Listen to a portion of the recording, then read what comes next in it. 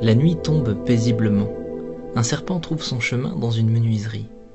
Alors que les ondulations de son corps parcourent le sol, il se coupe contre la lame tranchante d'une scie. Le serpent se dresse et frappe violemment la lame dentelée. Un acte déraisonné et sans conséquence pour la scie, mais qui blesse gravement le serpent à la mâchoire. Aveuglé par sa rage et convaincu d'être face à un ennemi dangereux, le serpent entoure la scie de tout son long pour en venir à bout et la faire suffoquer. Une nouvelle attaque sans incidence sur l'ennemi, un ennemi pourtant sans conscience, vainqueur malgré lui d'un combat sans adversaire. Le serpent se tue lui-même sous l'effet de sa propre étreinte contre une lame aiguisée et apathique. Ignorant, le serpent est mort dans un combat contre lui-même, tué par sa propre colère. Le message est fort ici. Souvent, lorsque nous réagissons sous l'effet de la colère, nous pensons que les autres nous ont blessés, qu'ils ont agi sciemment, et nous réagissons au quart de tour alors que ce n'est pas nécessaire. Nous cultivons de la rancœur et du ressentiment.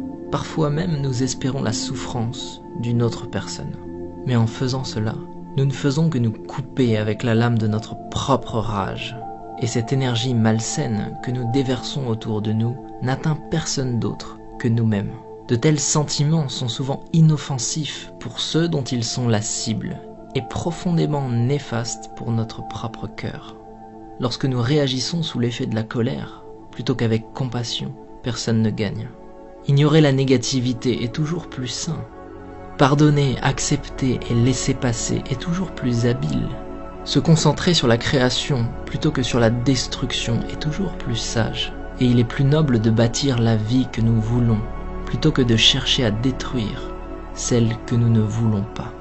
Si quelqu'un se comporte mal avec nous, plutôt que de réagir avec agressivité et violence, peut-être devrions-nous comprendre ce qui est en train de traverser cette personne et faire preuve d'écoute et de compassion.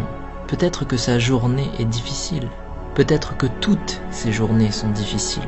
Lorsque nous regardons les choses avec une nouvelle perception, il est plus facile d'avancer, de laisser toutes les énergies négatives derrière nous, d'abandonner ce qui n'est pas constructif pour notre futur et de simplement laisser passer.